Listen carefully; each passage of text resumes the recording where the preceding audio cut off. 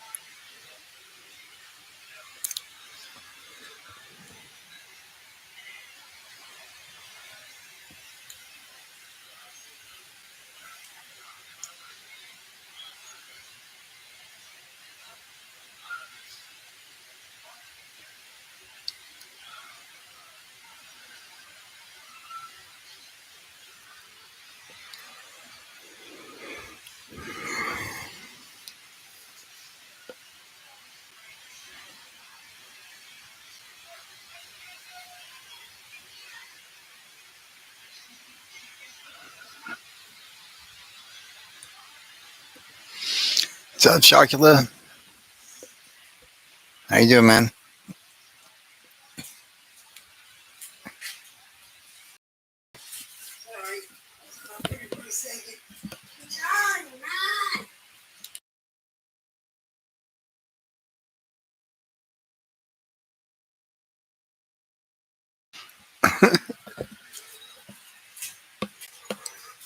I'm doing all right.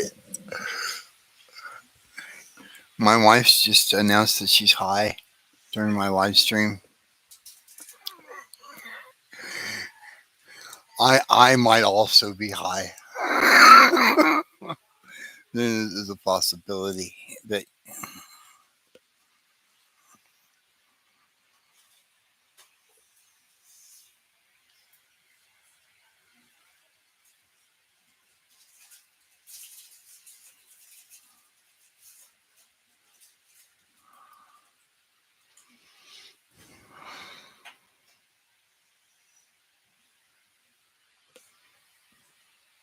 yeah, absolutely. There's nothing wrong with that. See, particularly when you live in a legal state. I mean, what are you gonna do?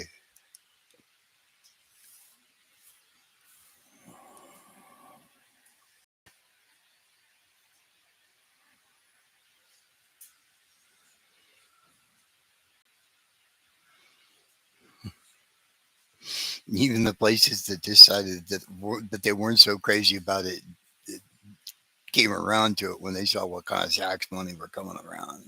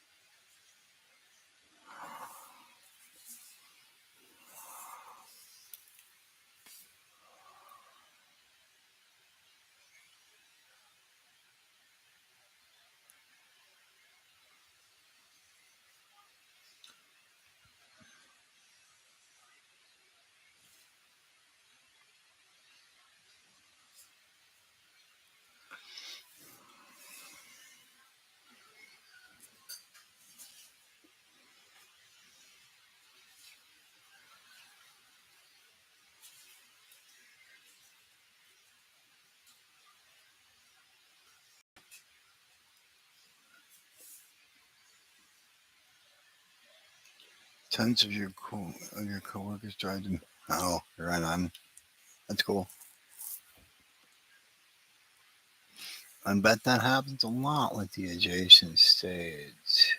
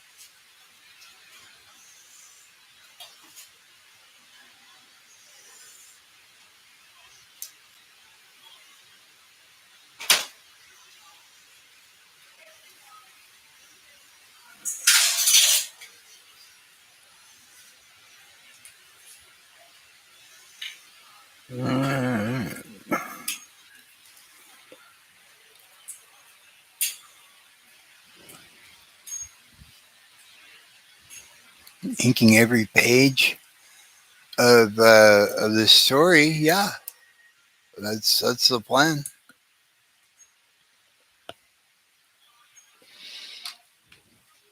Since there isn't a firm release date for it, I think I have time.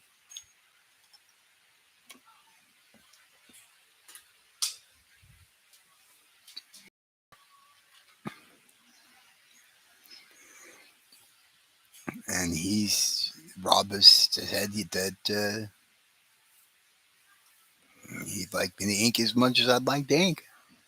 So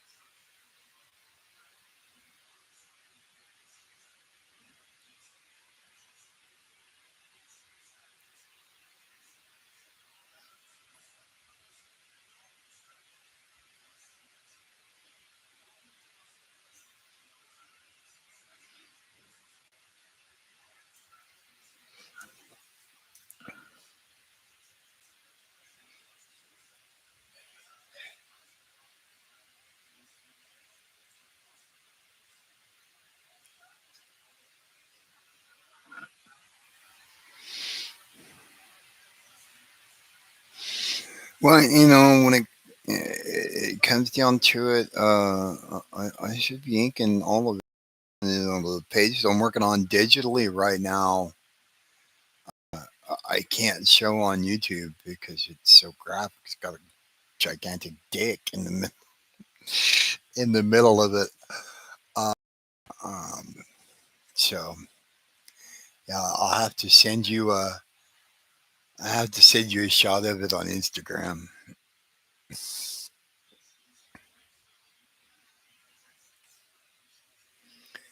But yeah, I can't be doing the digital inks to that on my YouTube channel. That's not going to be approved by the community standards.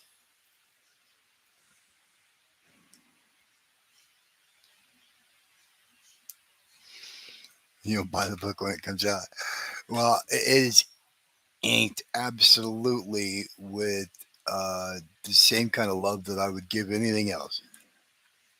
So if you like what I usually do, then you'll probably like this. You know, there are no punches pulled because of the subject matter or like nope. If I'm gonna ink a picture of a dick, it's gonna be the best picture of a dick I can ink. Just like everything else.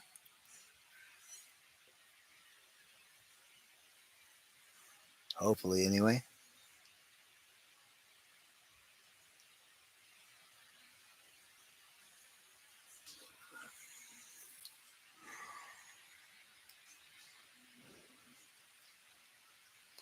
Let's look at this.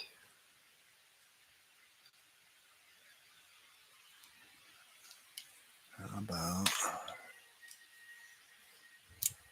this one?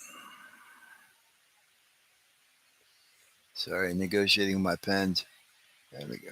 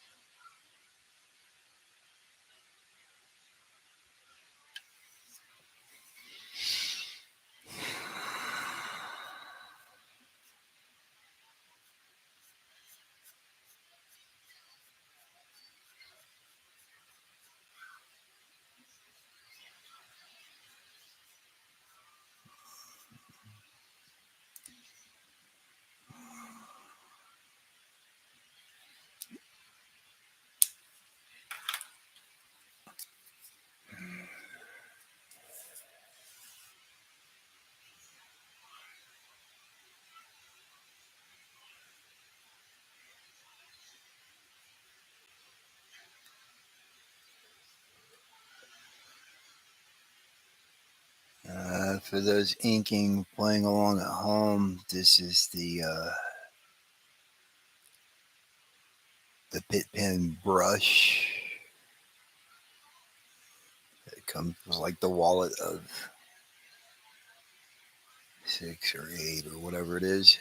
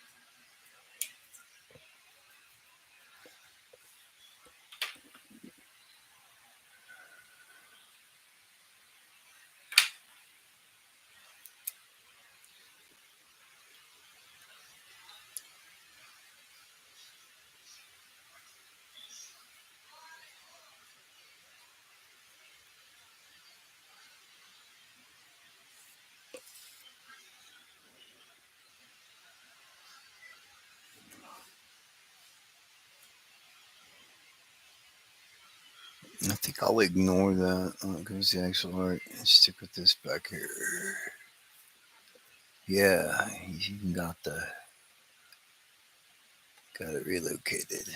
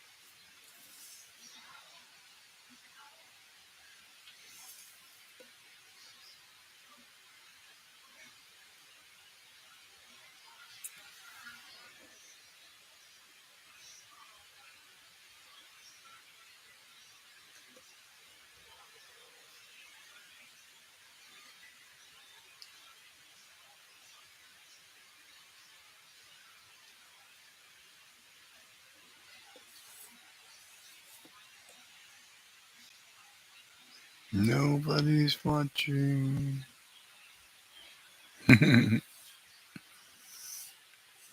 That's okay.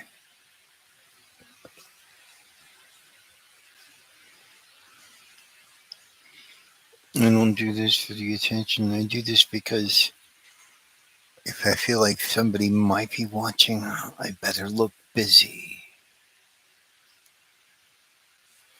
So I get stuff done during the live stream.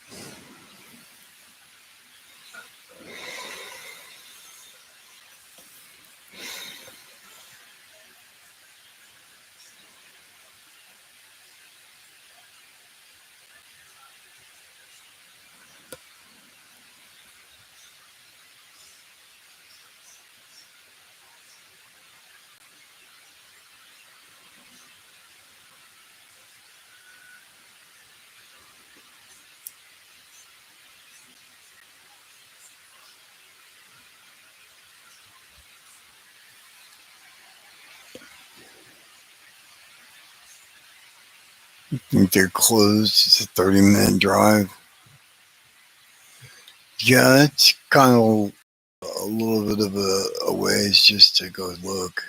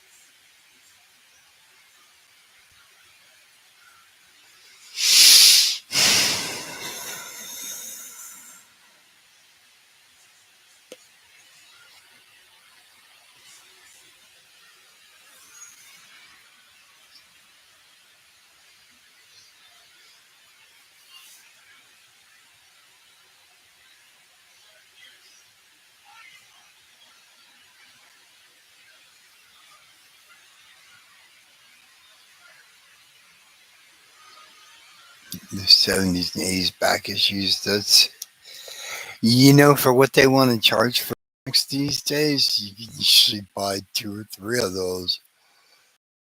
Like, if you're not picky about condition, you just want reader copies. Hell yeah.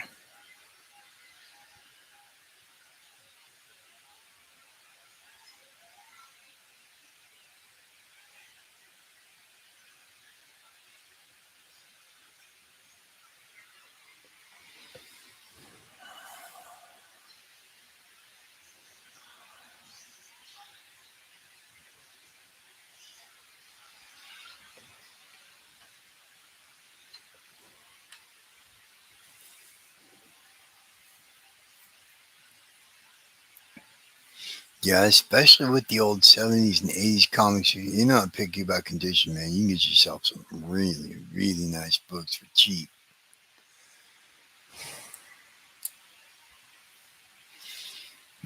And I'm personally not real picky about condition anymore when it comes to certain stuff. Like, I'm not trying to keep these for future posterity. Sorry to say, just here for my enjoyment.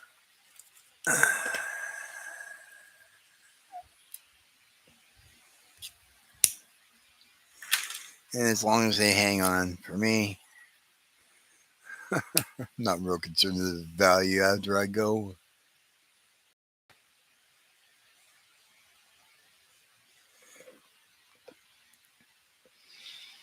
Not anymore. I used to play that game, and you get your heart broken by a couple of like bad water incidents, pipes and stuff.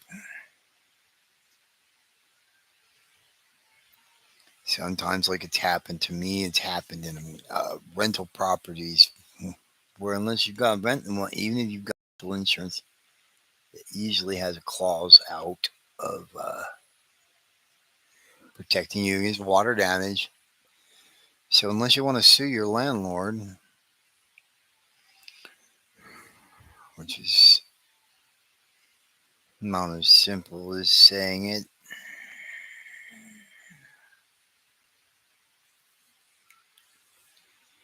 Anyway, I don't collect for conditioning anymore.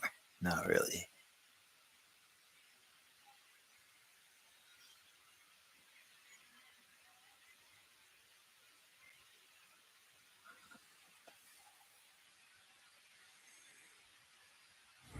Picked up the Avengers Korvac saga a few weeks ago, fair condition for $4 a piece. That Avengers Korvac saga, there's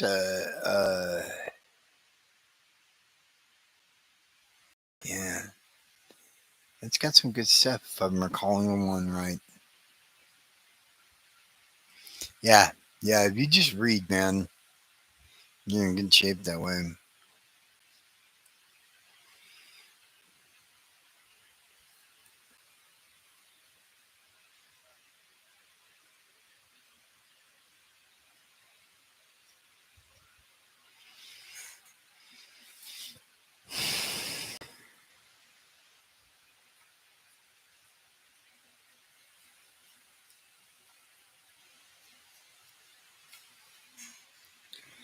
So, are you going to put out anything more with Primal Strike?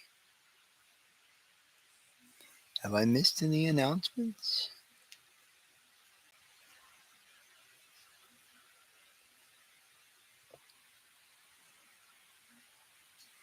Hey, what's up, D man?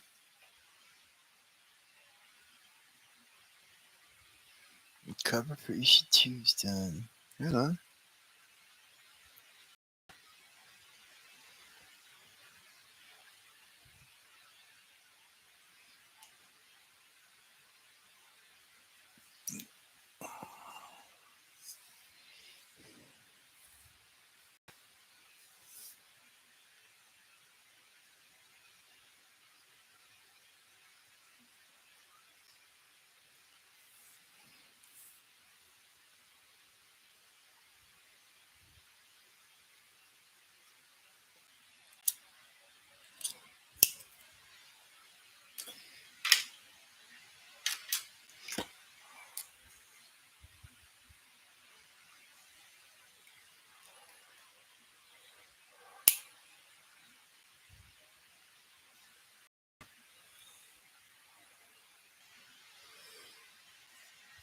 Well, that's cool, Shockula. Right on.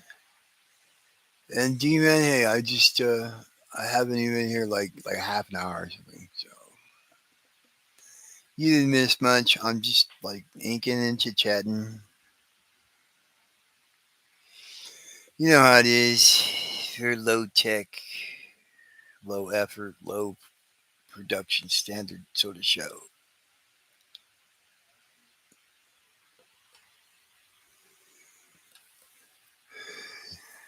Done in intentionally taste.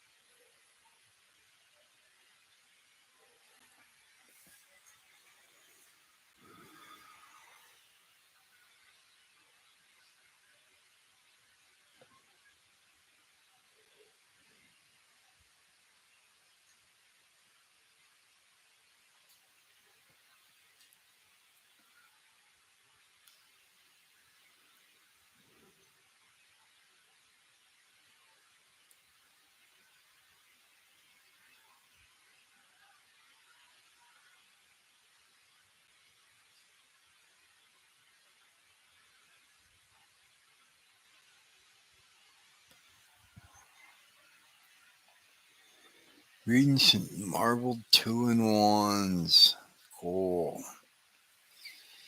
With the thing.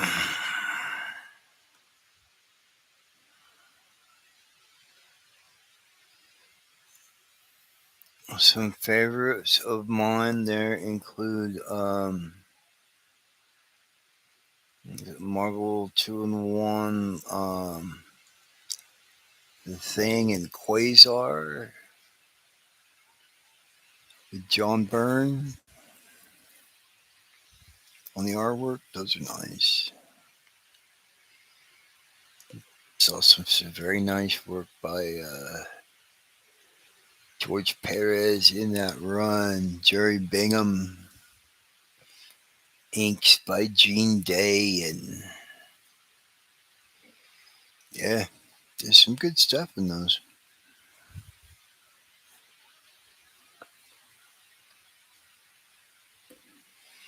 Oh, that Project Pegasus stuff. I love that stuff. It's gorgeous.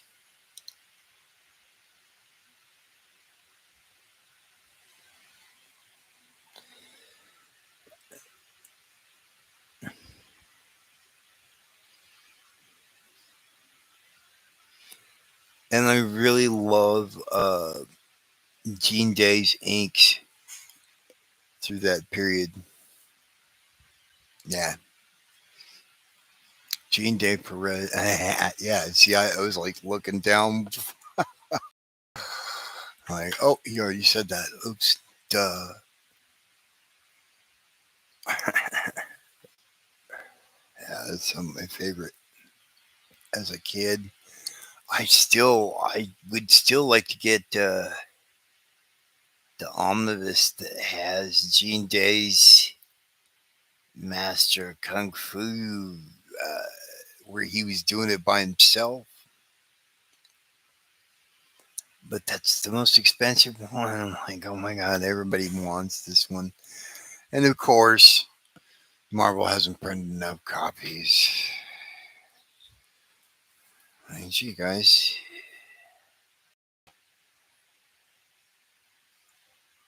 they talk to you about supply and demand over there. You guys print an omnibus and it sells out instantaneously. Maybe, I don't know, go back to press. I I'm not a professional publisher, but yeah, right. Reprint, maybe. Just thinking.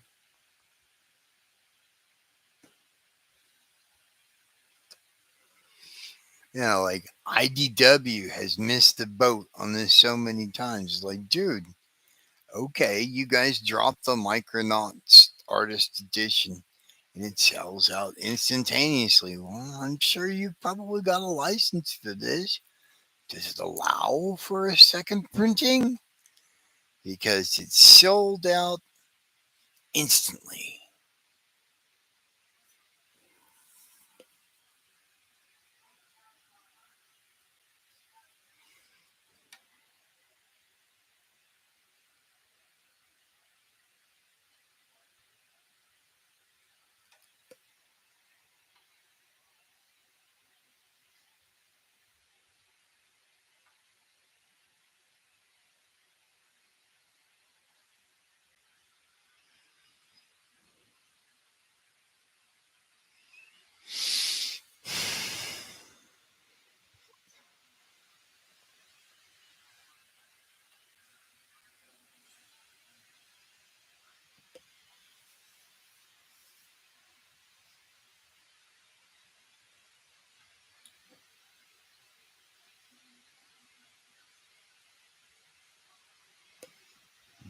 Let's see what I get for not paying attention. Now I gotta correct a mistake.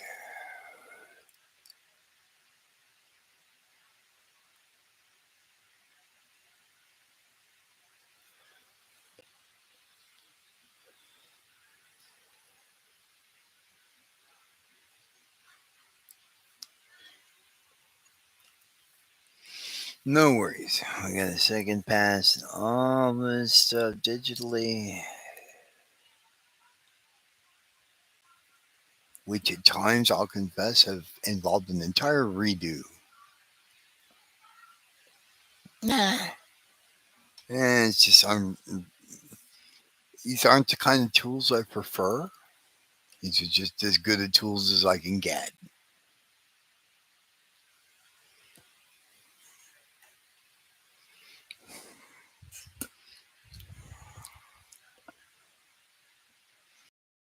All right, you guys are gonna have to hang tight for half a second here. I'll be right back.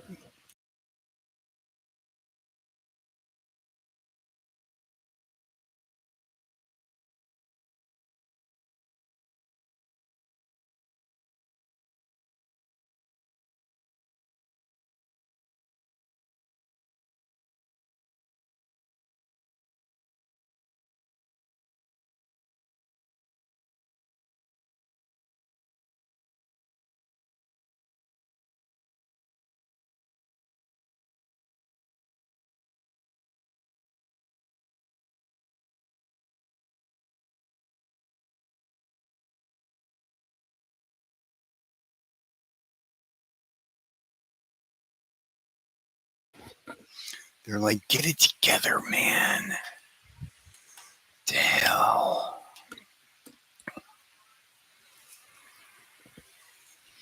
And I'm like, that's why I don't charge money for the show. Hmm. Sometimes. Okay.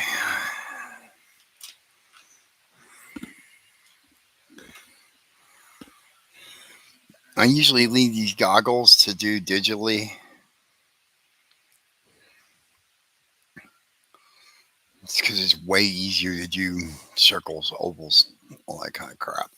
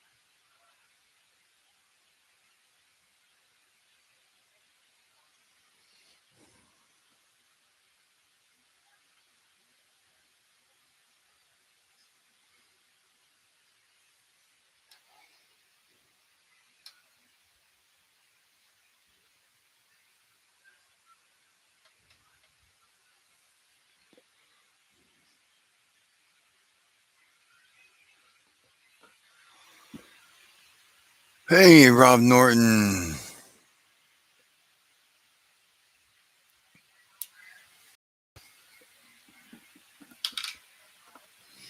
What's going on, my man?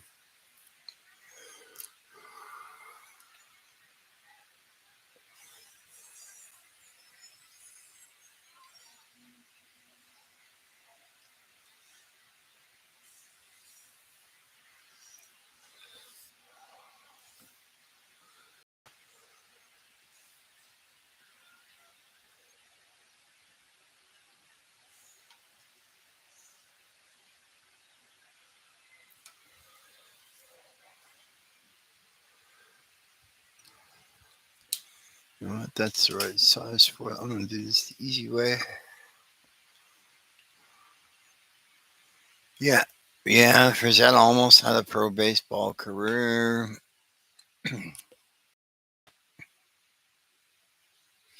I've heard that.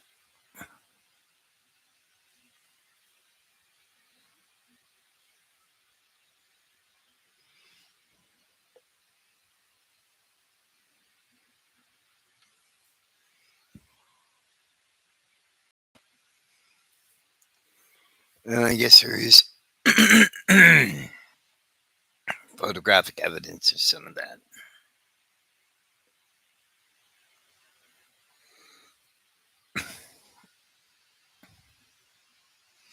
I did see other photographic evidence that I'm sure they're not as happy about people having seen. Frazetta always claimed that all his work was done from imagination, that he always worked from his head. But since then, I've seen reference photos. for a couple of things that you did. Now, it's just a couple of things, and I'm not faulting anybody that uses reference photos. Don't get me wrong. I'm not trying to bash that. But I'm talking about in terms of the sometimes people are full of shit kind of rule, you know?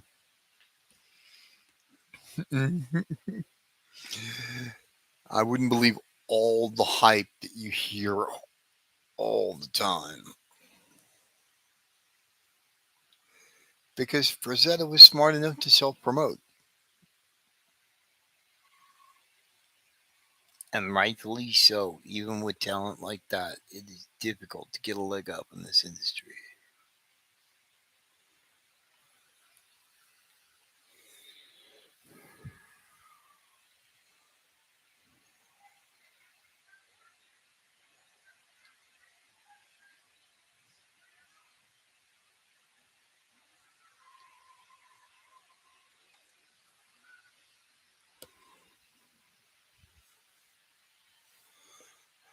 Greg Land, yeah. Hey, Neil Adams is absolutely one of my favorites of all time. And Neil had no problem with busting out a reference photo. Now, I do feel like you could tell Neil's hand was on it. It wasn't just a simple photo trace. There's definitely his style going on with it. Um, you know,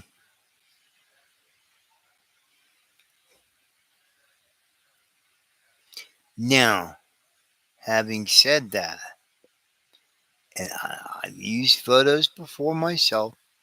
Again, like I said, there's no shame in it. Whatever helps you get the job done in a way that the client's pleased with, well, that's the gig. Okay? So, if that helps you get what they want, more power to you, sir, ma'am, or however you identify.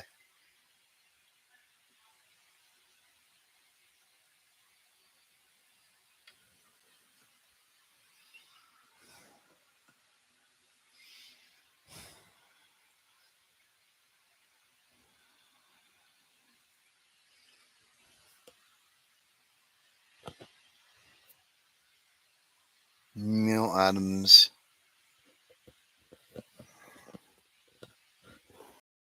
Yeah,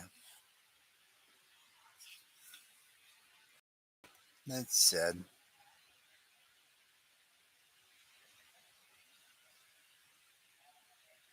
That still bums me out.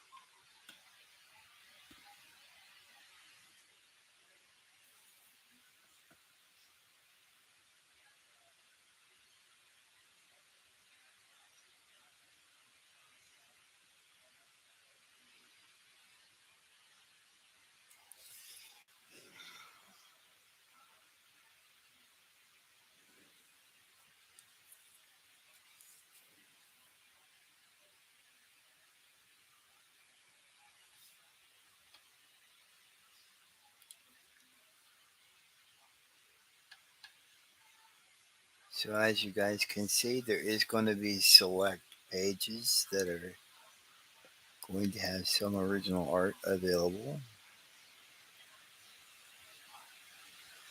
from this.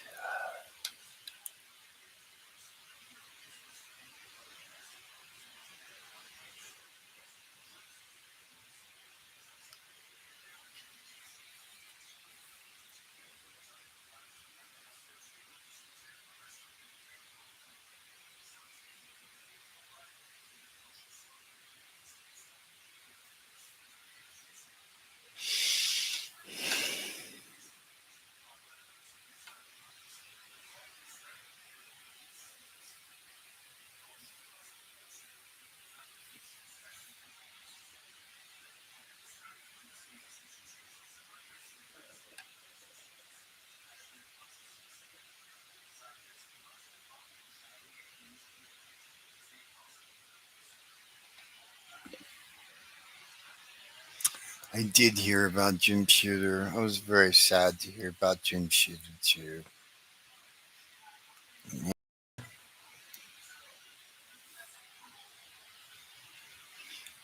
It's like I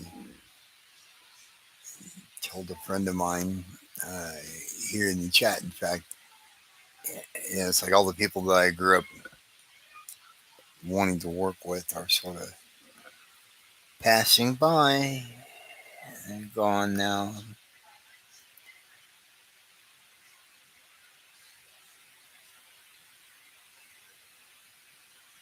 Oh well. I did meet Jim Shooter. Um,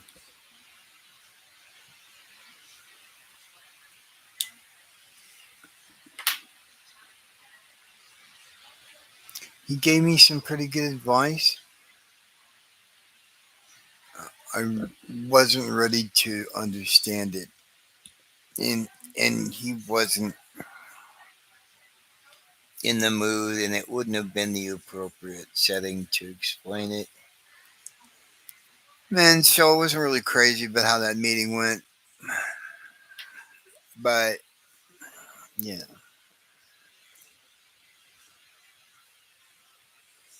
it could have been worse. I've heard of people meeting some professionals, told them like, hey, basically what you're doing here is jerking off.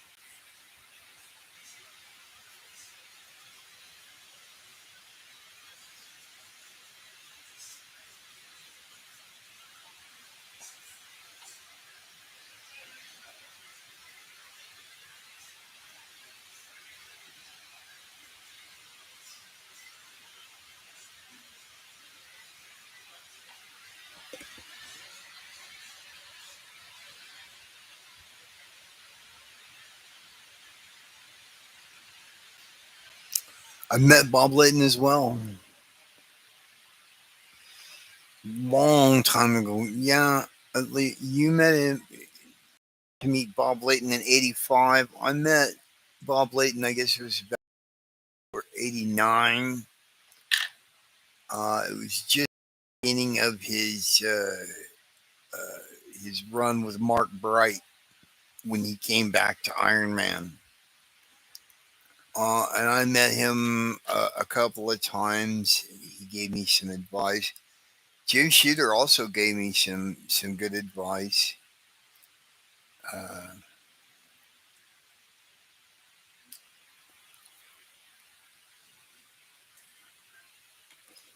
I wanted work at the time, so I was disappointed with the meeting because I came away with no work. I didn't see the value then in the critique necessarily. Like I know I got work to do. Give me the work. Uh,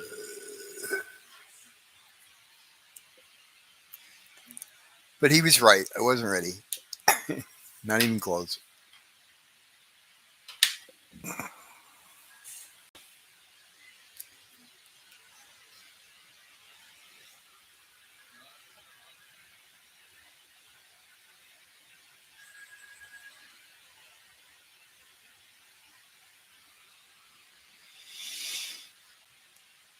Dang, some nice stuff going on the arm.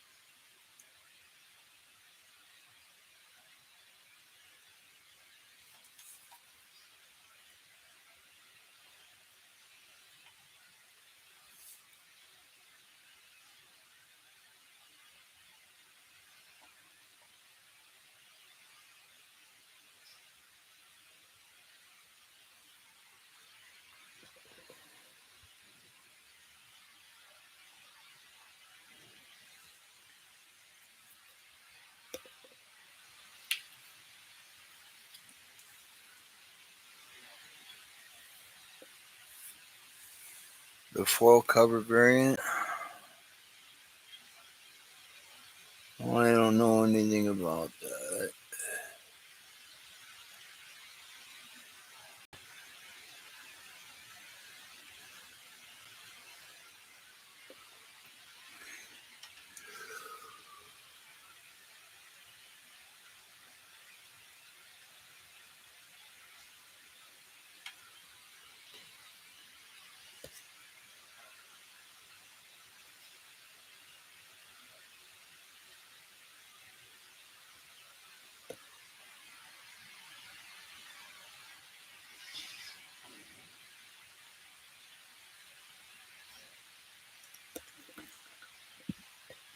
I was a big fan of Shooter Chu.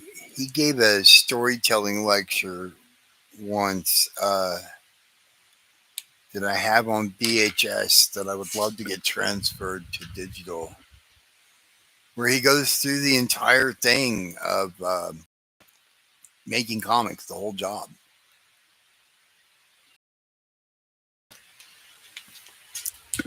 It starts with Brian, does 30, 45 minutes talking about that, and then another 30, 45 minutes talking about fencing, et cetera, et cetera, et cetera. He does like the 6 hour workshop thing and goes through each job.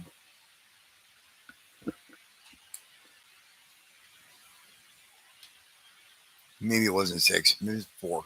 I don't know. It's been a long time since I've seen it because it's on VHS and I don't know the VHS player and shit. I don't even know where that tape went. I may not even have it anymore. But yeah, he went through the whole thing of. I guess he was famous for pissing people off with this, but he explained story structure using and he talked about how every story has the beginning, the middle, the end. And this isn't a new idea. Other people have talked about this since then. But you introduce the characters in the beginning, and then in the middle, you establish a conflict. Okay. And then in Act 3, the end, you have your resolution and how it all came out beginning, middle, and end. And he always used to use Little Miss Muffet as his example. And if you think about that, that you know, follows that storytelling model.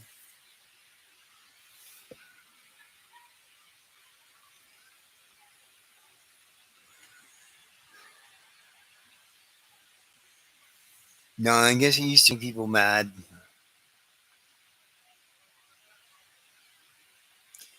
And I can see that because when I met you, he was very no nonsense. Wasn't wasn't going to be bothered by it necessarily. If he's in the middle of teaching you something and you're really not reaching it in your work, and he thinks that a good smack upside the head verbally is going to get you to get it. He was not afraid to be the dad that would smack you upside the head.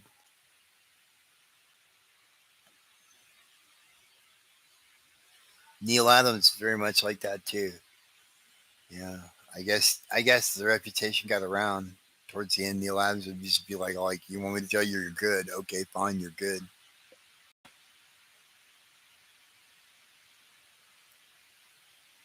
You would have to genuinely want to know what he thought and not just want to get stroked, because if you just want to get stroked, there you go.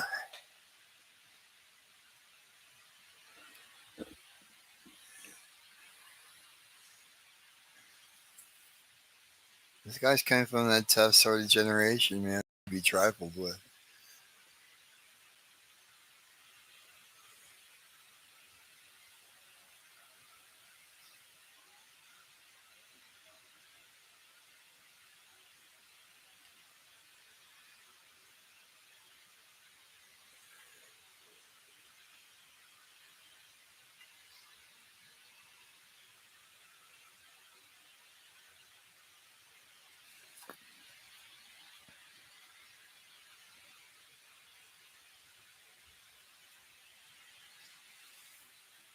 And at one time, I would have been both people. I would have been the person that was looking for that stamp of approval, and then later I would have been like, no, I don't want you to.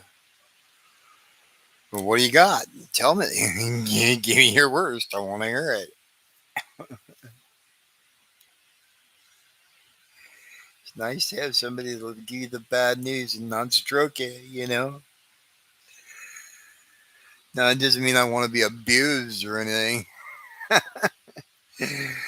But hey, if somebody's got a straight criticism, I'm like, oh, okay, I can hear that.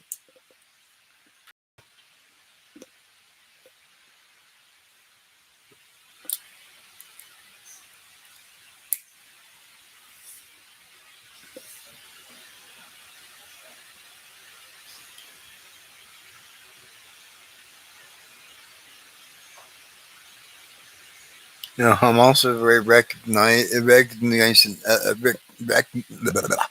I recognize from looking at Amazon that about any of their products that they've got going on, if you look at the ratings on their stuff, just about everything has about 5 to 7% of the people that have rated that are going to rate it 1 star. They're going to be bad. And from this, I basically have kind of a theory of my own, and that's, 3 to 5% of the population really isn't happy with anything, and they're not going to be. And that is just the way it is. So it's not to say they don't count, um, but don't focus on the haters. Haters are gonna hate. That's what they do.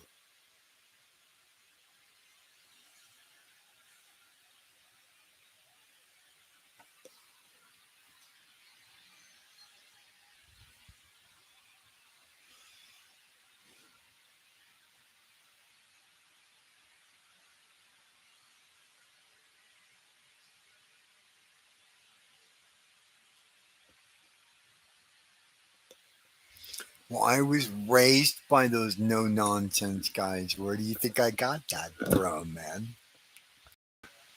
Heard that shit all my life. Even if it wasn't true, it's true in my head. You know, it's colored how I see the world.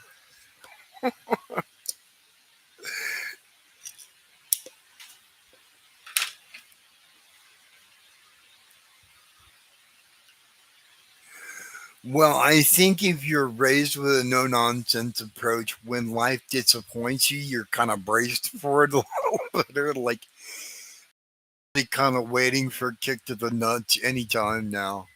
So it's too bad that happened, but I should have known. Things were going a little too well, and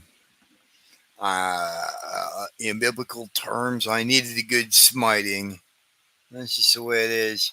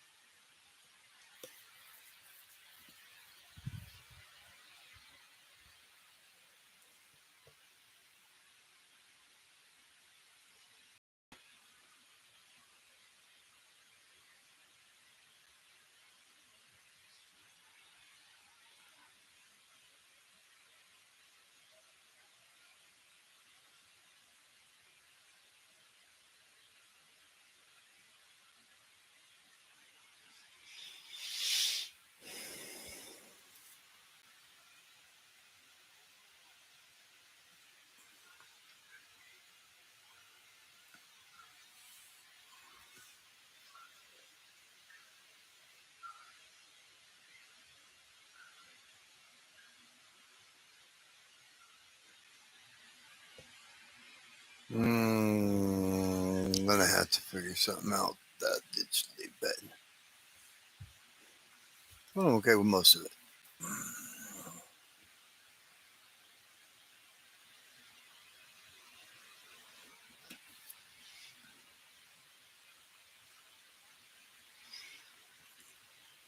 I kind of like this hybrid work approach because realistically, digital doesn't really speed me up. Don't get me wrong, I like working digitally, but there's so many possibilities that that's kind of a bad thing.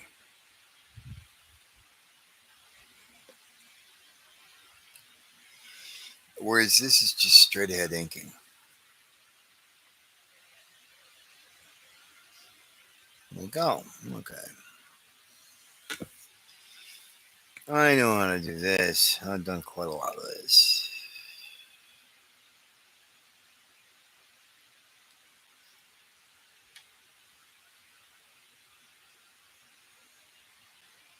And it does still bail me out of trouble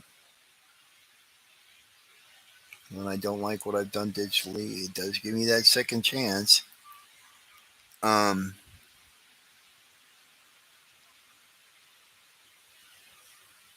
but working analog is a lot more immediate and straightforward.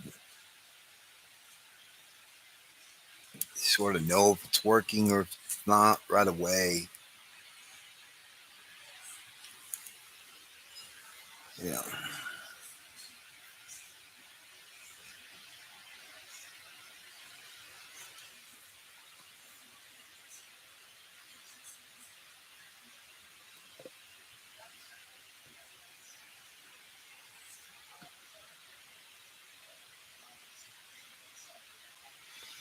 And the other nice thing about analog too is there aren't so many possibilities that I get kind of going down the rabbit hole of all of them. Like, oh, I could do this, and oh, I could do that. And yeah, you can do all those things.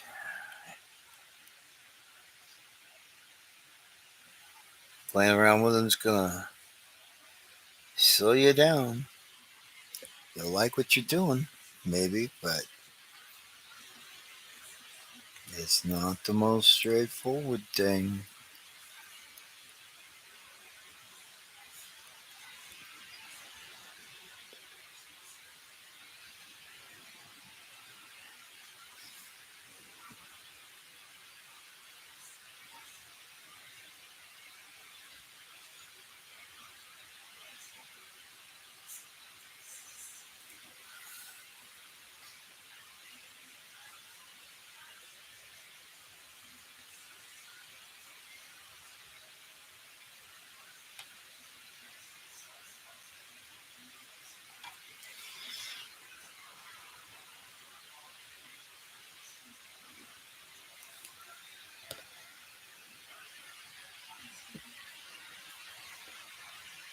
Hey, thanks, Chocula.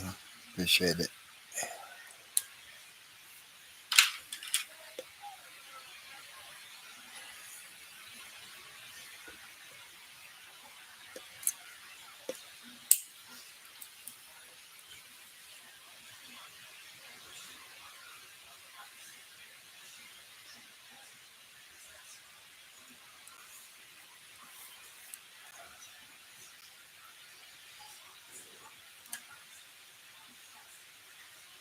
Trying to make an effort to not work entirely digitally. Lose touch with paper and pen, pencil and paper.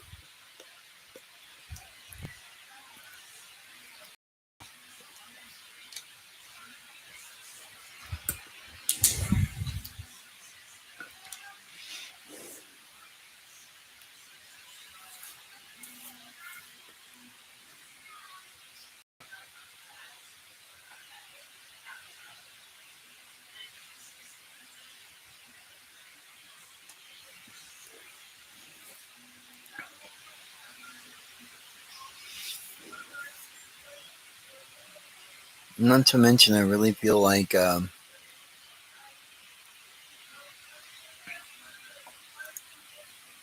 some point in the very near future, there's not going to be very much in the way of physical art. I don't know. The new generation's kind of showing signs of wanting to go back to analog stuff a little bit.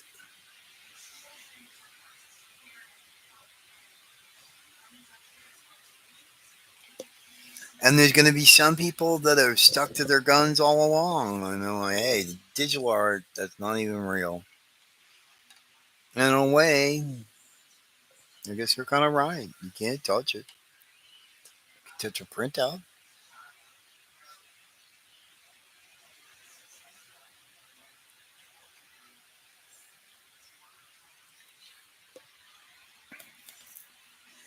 Great for expediency, but it doesn't provide that tactile experience that people want, I guess. Not in the same way.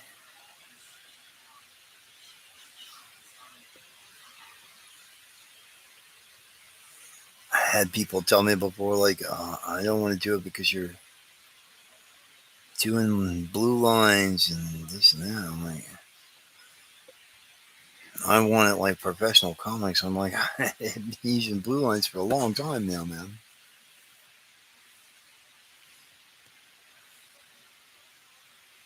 I understand it may not look pleasing on your wall,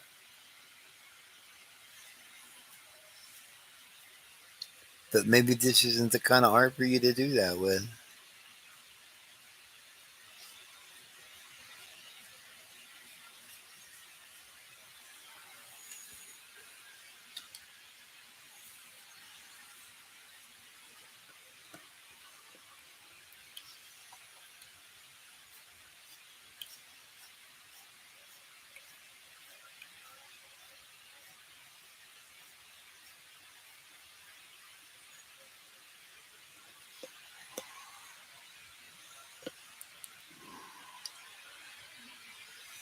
This pen in my hand.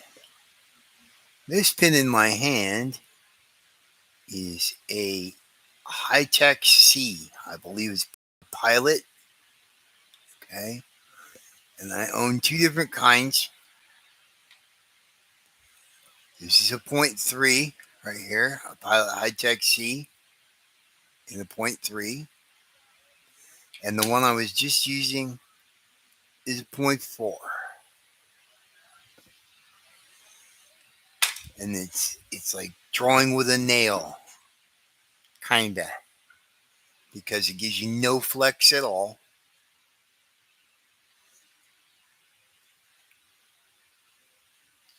But it does give you a real nice thinner line, you know.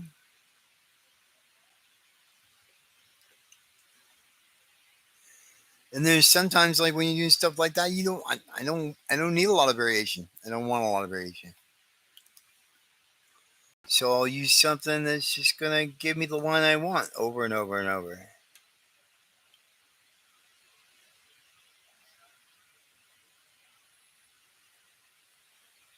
Yeah, I think that's working. I'm digging it.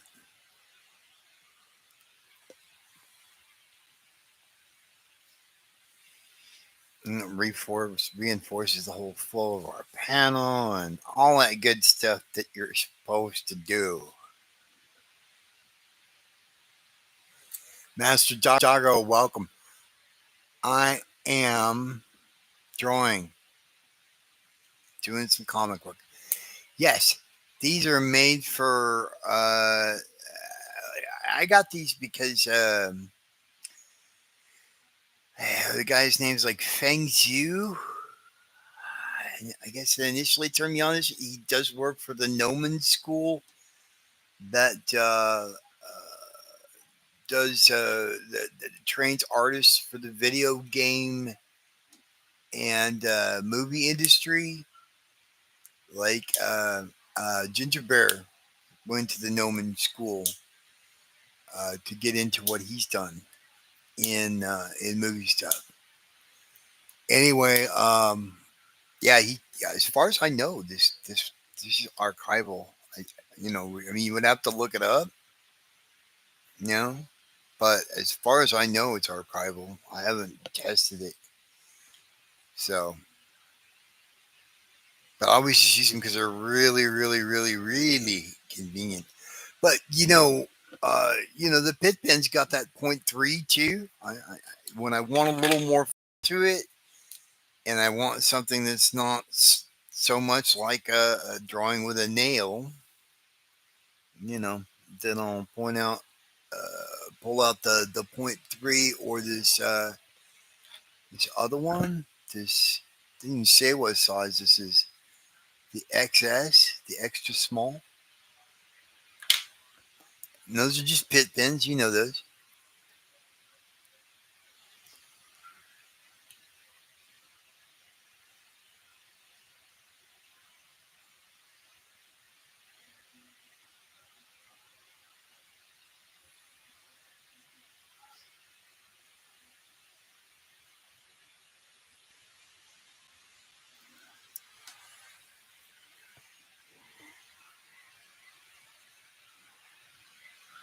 Master Dogger's like, keep drawing. And this is for an upcoming one. You have to. I don't even know what Rob's calling this yet. Maybe he'll tell you in the chat. Rob Norton is in the chat. Maybe he'll finally reveal what he's going to title this epic saga.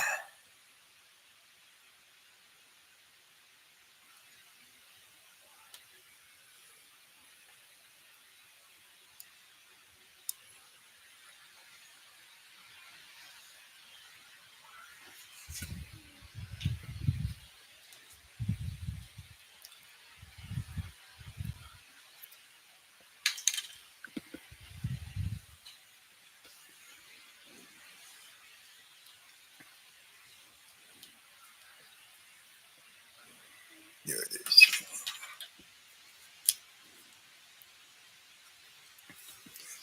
I also find with the pit pins that for doing outside line weights, they can be pretty good for that.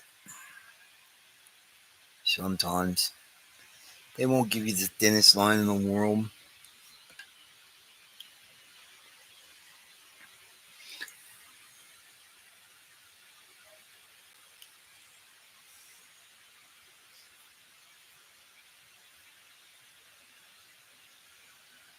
But you can get kind of fine lines with them. They're a little more under control than all your brush pins might be. More like a marker kind of feel. But a good one.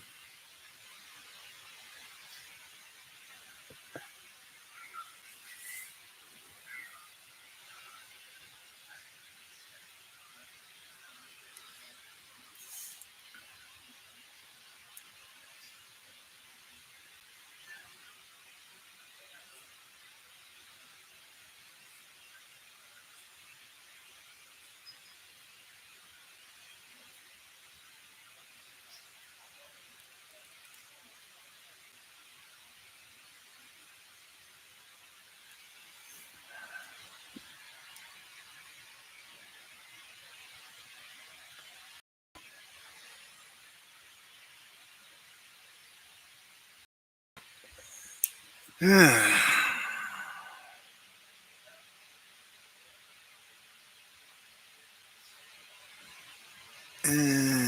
see here. Let's go ahead and.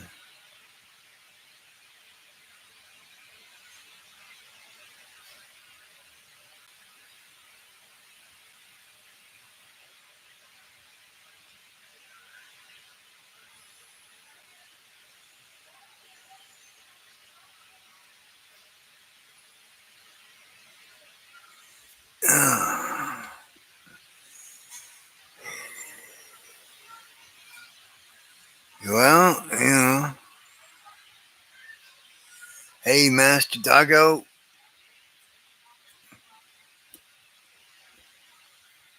be seeing you.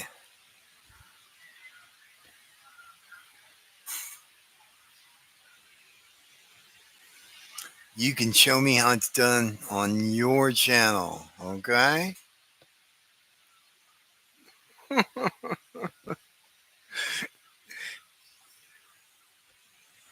Show me how it's done, sir.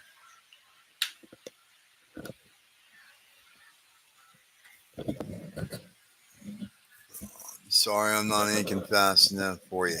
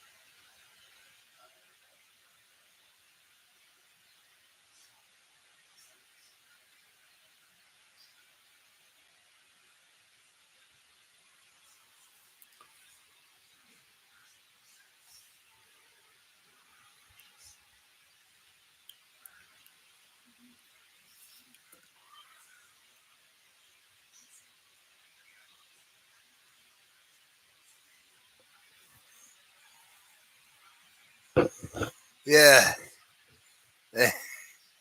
Yeah. Usually, the kind of commentary I get is like, can't believe you throw those lines so fast.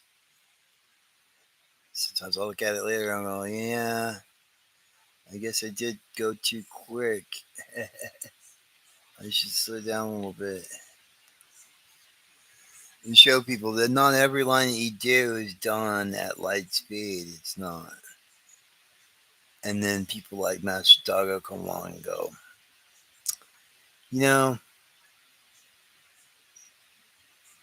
I think you're doing that too slowly. Too slowly. Yeah, yeah. Well, that's what the comics industry thought too. Very often. I've heard that a lot. And at this point, I'm pretty much retired. So when somebody goes, hey, you're going too slow, my response is, yeah, you should probably get somebody else, I guess.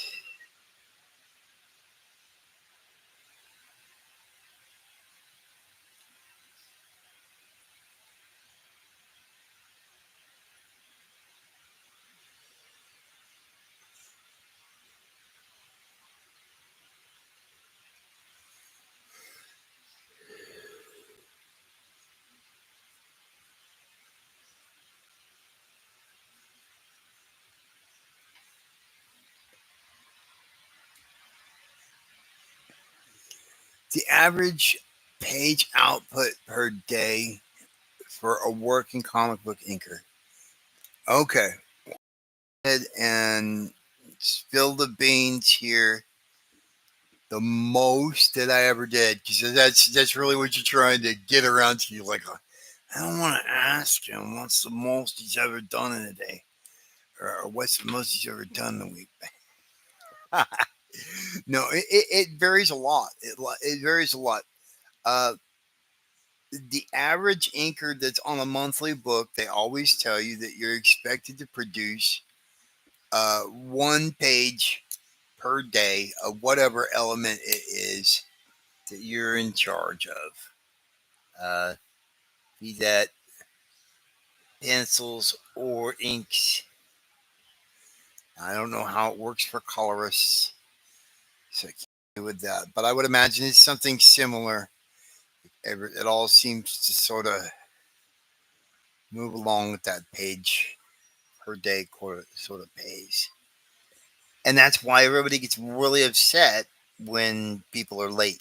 That's why, because you wind up holding up everybody else down the line.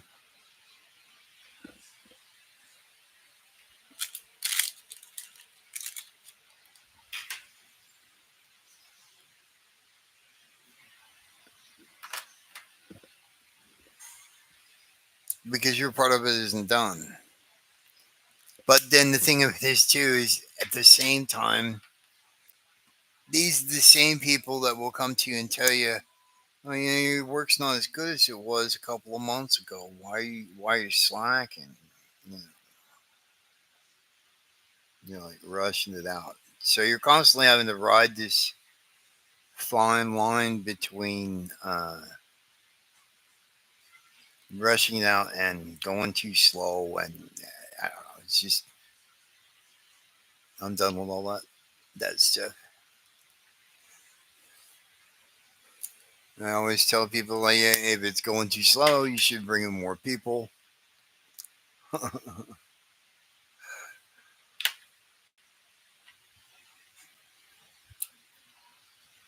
Here, I'll give you this page back, and keep this page, and you can get somebody else to do those, and I won't cry, and you won't cry, and we'll all be tear free.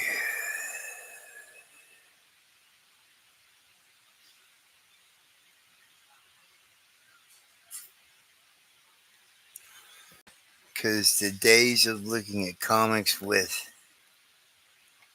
the stars in my eyes of riches and fame are long over. Long, long over. The same half a dozen guys or so that I could think of back then that made it big in comics are the same half a dozen guys that are still doing well at it. And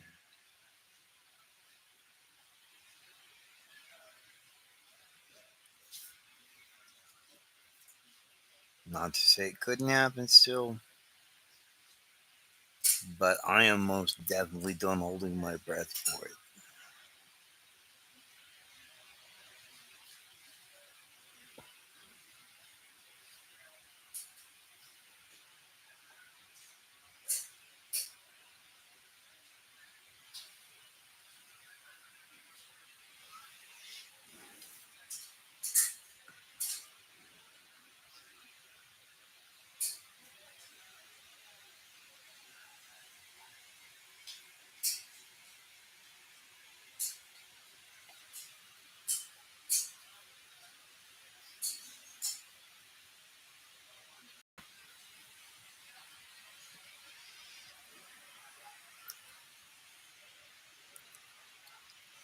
You always hear about Page out famous comic book artist, but you never hear anything about the inking process.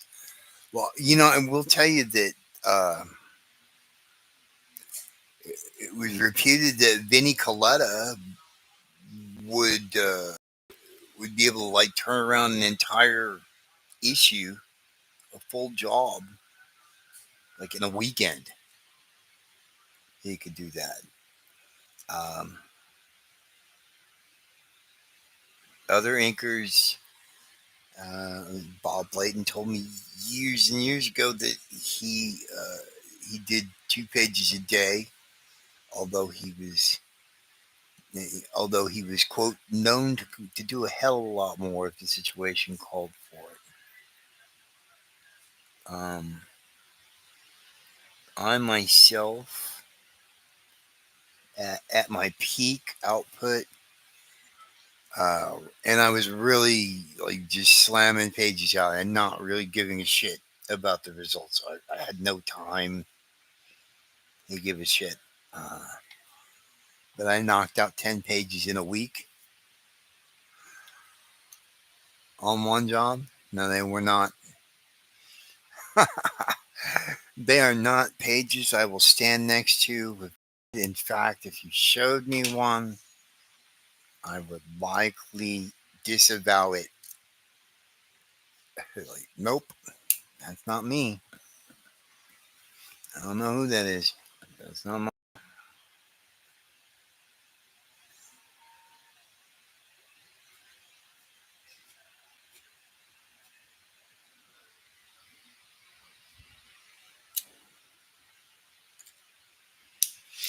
For those playing at home, those thin lines, and that is your 03 Pilot High Tech C. Again, I don't know if they're waterproof. But guess what? I'm going to scan it. No, I don't care. You know? I'm not planning on getting it wet.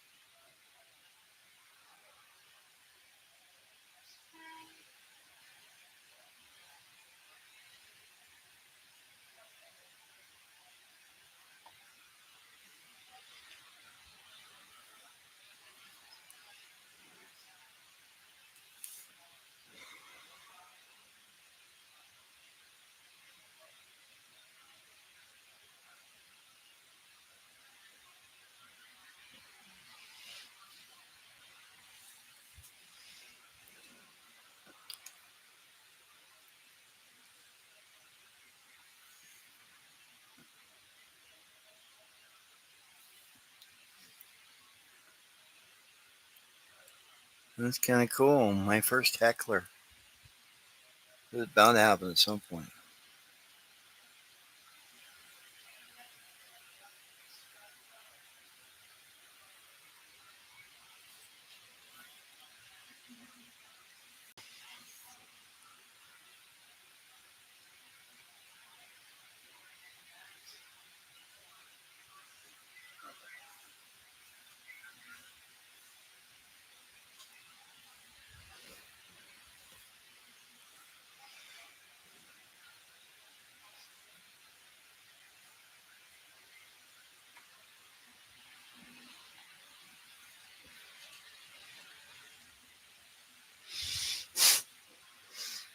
I saw that too in the chat. D Man's all like, clearly you don't know who you're talking to. Thanks, D Man. Right on, sticking up for me.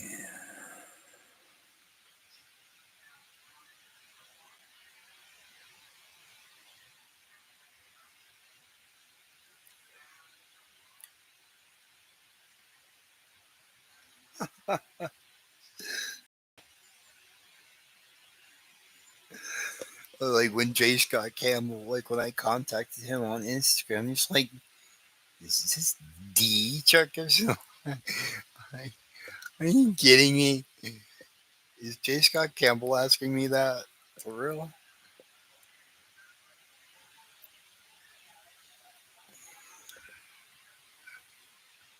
Yes, it's me, dude.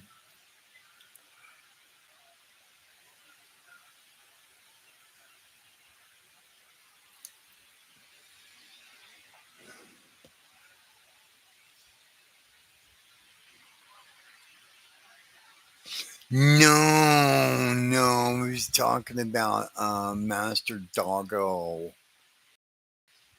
Oh, giving me shit about how fast.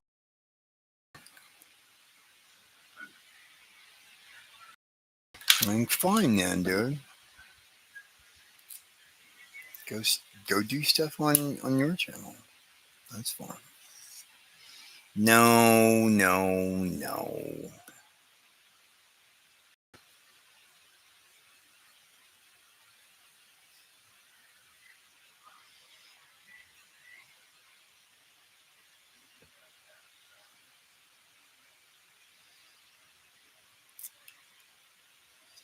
Because as we've seen from Master Taco, old Chuck won't put up with a whole lot of that. They're dead for a minute or two, but I guess you're gonna be rude. You're gonna have to go. Sorry, man.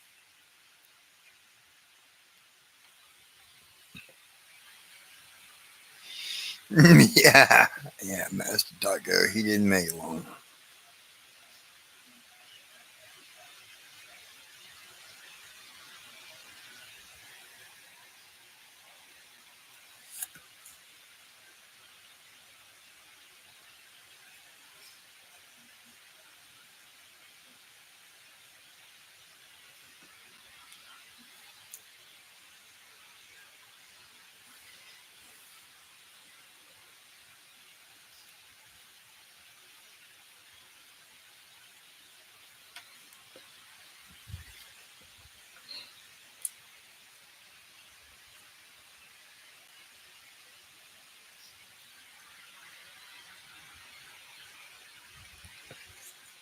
Well, I figure people are doing. Like, if you're not a process geek, why would you sit here and watch this? It's just like watching paint dry. It's like not even like on the what is it called that the ASMR. It's not even anything like that because I don't have like if I had like a microphone hooked up to the table and stuff, I could hear it creaking around and stuff. I suppose you can hear my breathing probably, and maybe get some of that effect. I don't know.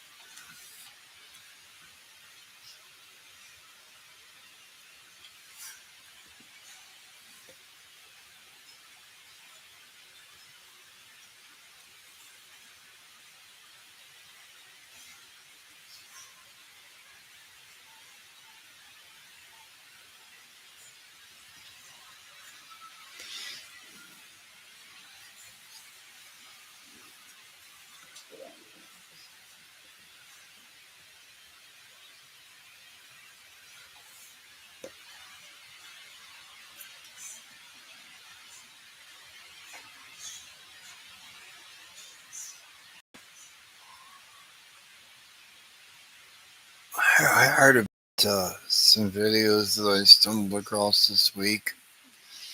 What you need to do is look up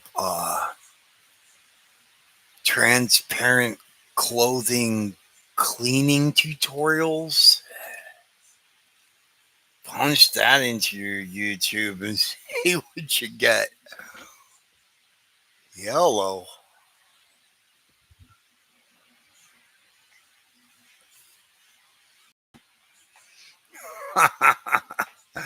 Yeah, if you know, you know. That's all I'm going to say. Yeah, but you better Peak, I don't think he's going to be there long. Everybody's talking about it.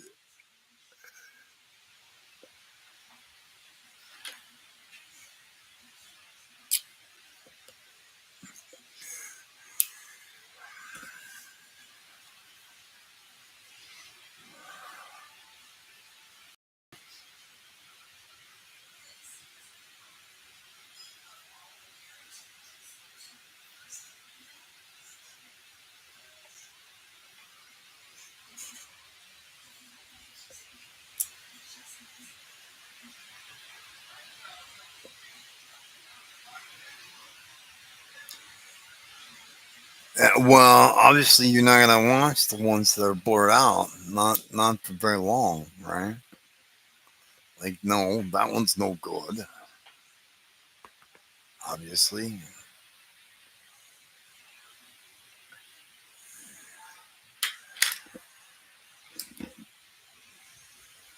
well, no, it's like, okay, I can see her uterus, you know, and that very sheer nighty isn't doing much to hide her dignity.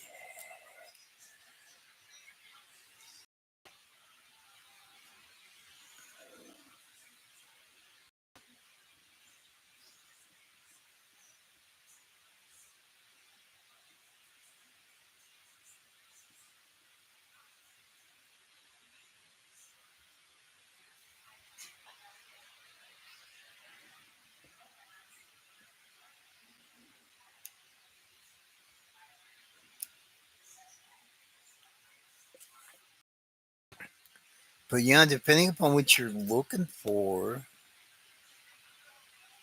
you can find nudity on YouTube. There isn't much in the way of stuff for, as they call it, gratification purposes. And want to make sure it's not gratifying for you. Nope, can't have it gratified. That would be bad.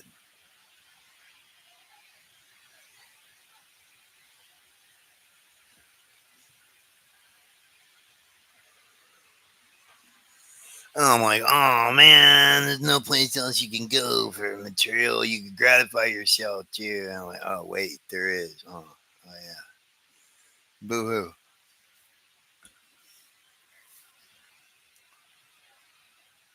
And oh yeah, I'm married. Where's my wife?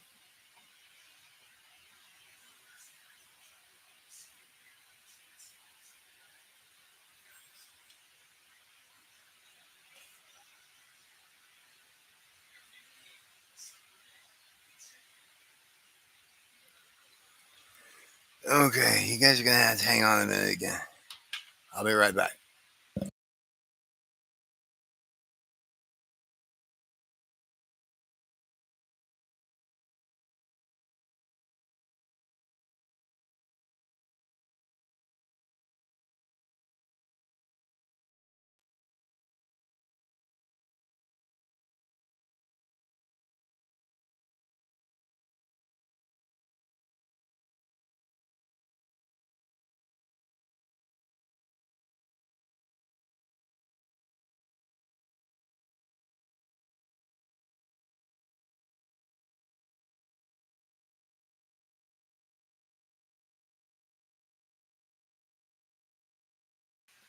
Okay, my bad.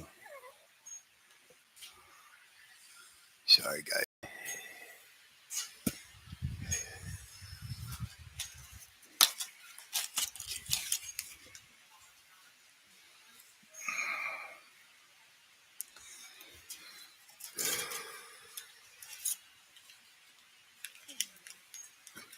I guess I am not much done. Oh well. Oh no. I know. I used to do that too, Count Chocula. I used to do exactly the same sort of thing. I thought Terry Austin should ink everything. Like at first, I didn't even know. Like I didn't even have it individually picked out to certain creators. But then I realized what an inker did, and I noticed that, like, hey, this one guy, like every time, over and over and over again, I like it better when he does it than when other people do it. And over again, that guy was Terry Austin.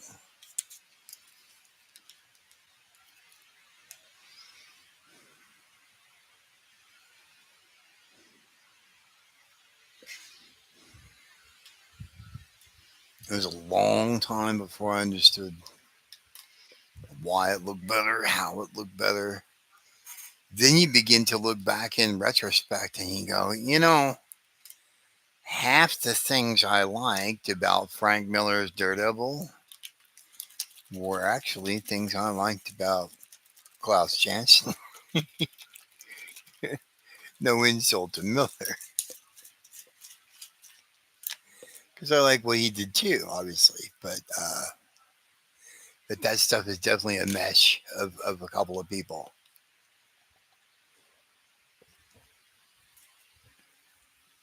And you can't separate one person's contribution from it without completely altering the work,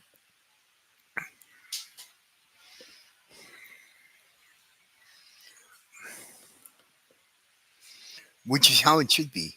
If the anchor's not really doing anything for you,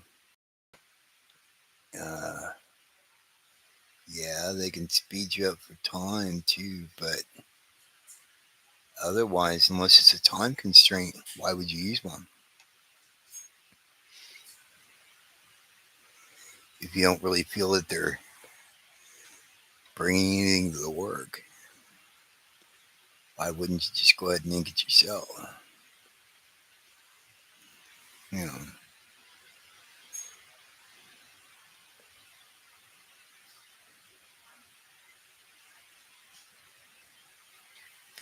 there are some pencilers that I won't name names. Uh, well, I will name one because he's no longer with us. Joe Kane was not known as a good inker, brilliant penciler, and I don't think anybody would take that away from him. But maybe not the best inker. And I don't ever think I saw Kane ink anybody else's stuff. So who even knows what that would have looked like?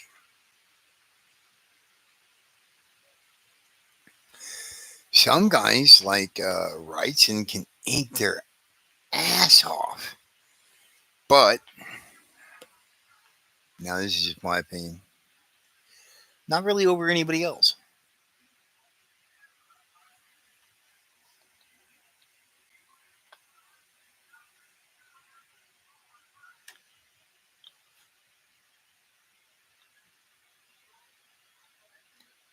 I'd always hoped to see the kind of wizardry that he displayed with a brush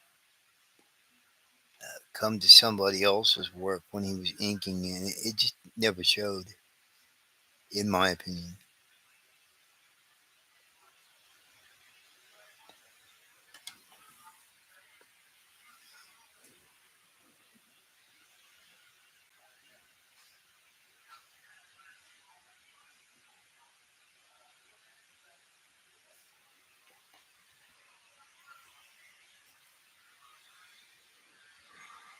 Inked by Frank Springer, yeah. Well, the Daredevil stuff changed.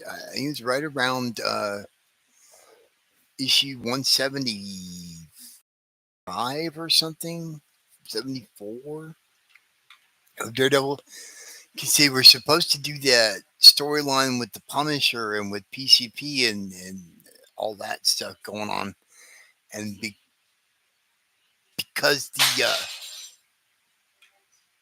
because the comics code wouldn't approve it because of the drug material, they wound up pushing it back. But they didn't want a substitute team to come in and do an issue, so they busted another one out, and that was the beginning of Frank Miller just doing breakdowns. Some of the most favorite issues of people that they consider to be Frank Miller work. Like he did he did a piece of paper about half the size of one of these. Okay, which is a letter sized piece of paper. He would do that and give it to Klaus Janson, and Klaus Janson would go from that and do his own version of it, full size, and then ink it. So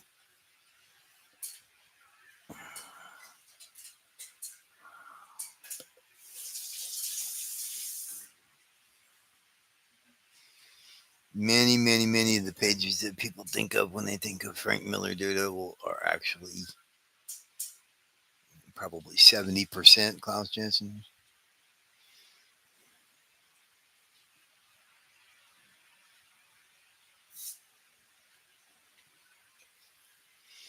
And then somewhere in there, Miller kind of lost his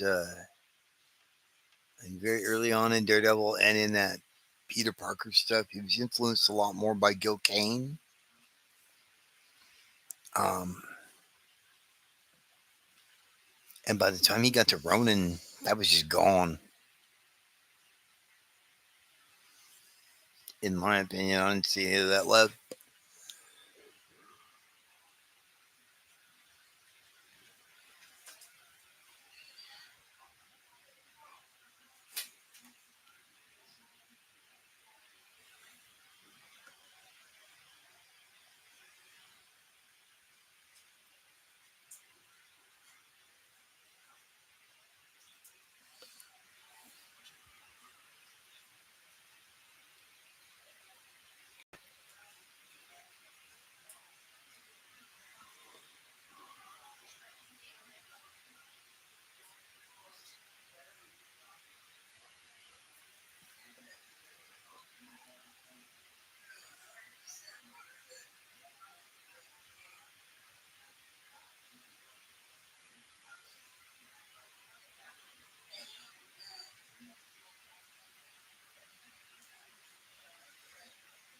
Yeah,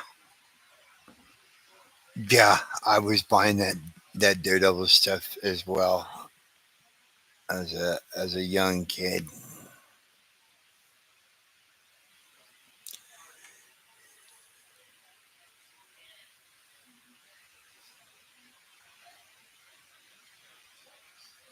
Like when I looked at my when I did my opening of the Ronin Gallery Edition. Like I really meant it when I said like I waited 40 years to look at this stuff.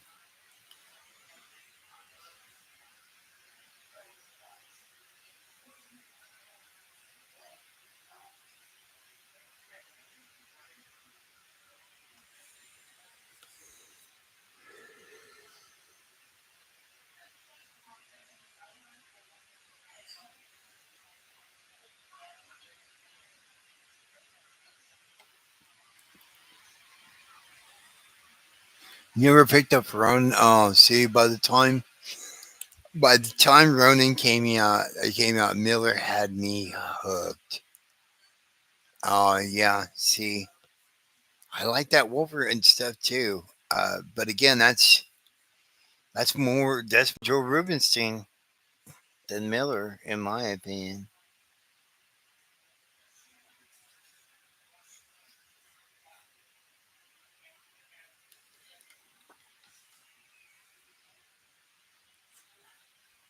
I was stunned when Rubenstein told me he didn't really care for that work. He didn't feel like he had done a good job.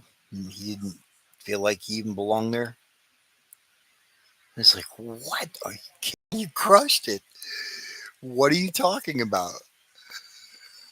Like, no, no. I was just trying to do what Klaus Janson was doing. Oh man, I thought you did an awesome job.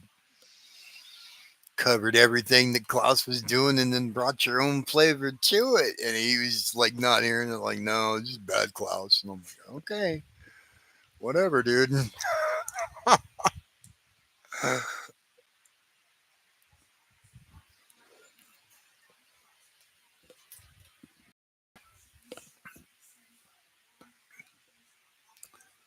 some of these guys, some of the best stuff that you can think of. See, I loved him on Captain America too. I don't think Byrne liked it. And I always looked at that stuff on Captain America, and he did a couple of great like double issues annuals over Jim Starlin during the Captain Marvel stuff, and the Avengers saga that uh, were real standouts to me too. It's like, dude, are you kidding me? This guy to me was the template of how to ink. I still look at that stuff very much, but yeah, he didn't think so much of it.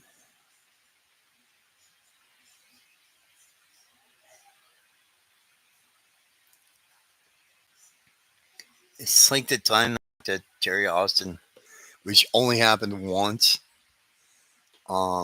because yeah, no, I don't want to go. Let me choose my words carefully. It was kind of a bleak experience. Um, Terry may not have been in the best mood that day, and I don't know, but I did not sense a lot of enthusiasm about his art or the comics industry or anything. Like one of those guys that had nothing positive to say but was very funny. You remember something like that? Like all they have to say is very bleak. And it's funny the way they're saying it, but if that's really how they feel, really, like oh shit.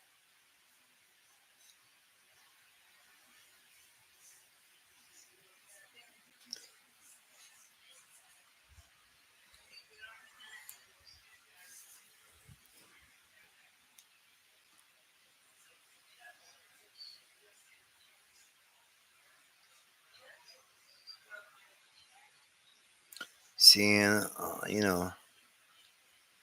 people always ask me like, "Oh, what is so and so like?" And what is so and so like? And I always just tell them straight up. Like a lot of guys, I'll just be like, "Oh, I don't want to tell us out of school." I'm like, whatever.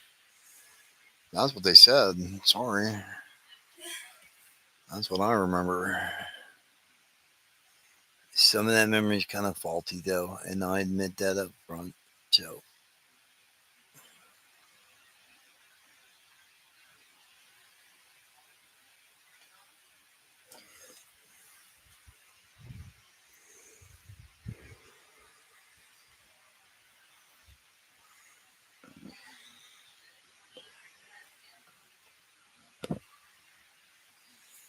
so people, Jim Lee was very kind to me.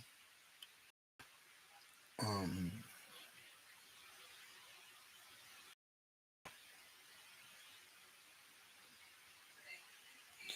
and Scott Williams was terribly generous with his time. Always seemed to. He'd be busy as hell, but he'd stop and talk to me for a minute or two. Great guy.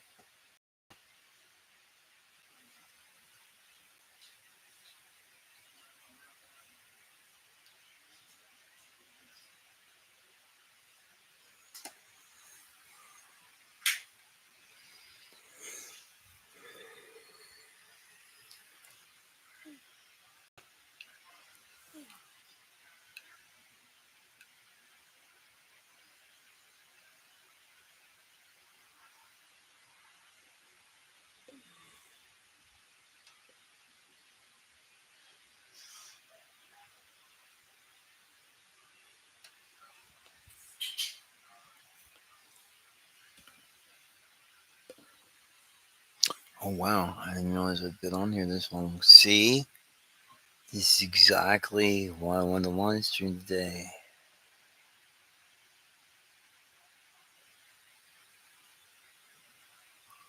Before I know it, It's a couple hours I may not have spent. Yes, I know. It's too slow.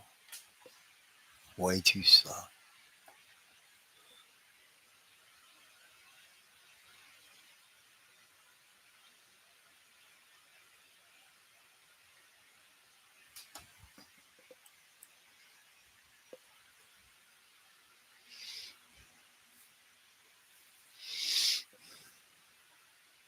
See, I'm gonna be miserable all week now.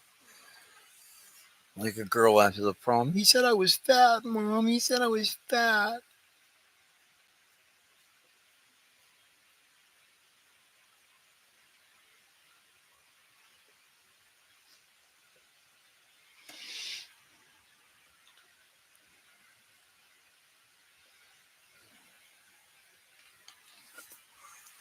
Okay, I'm gonna close this out. It's been about my back's starting to bug me, so I'm gonna go to digital for now, and I'll talk to you guys next time. Okay? Thanks for joining me. Bye.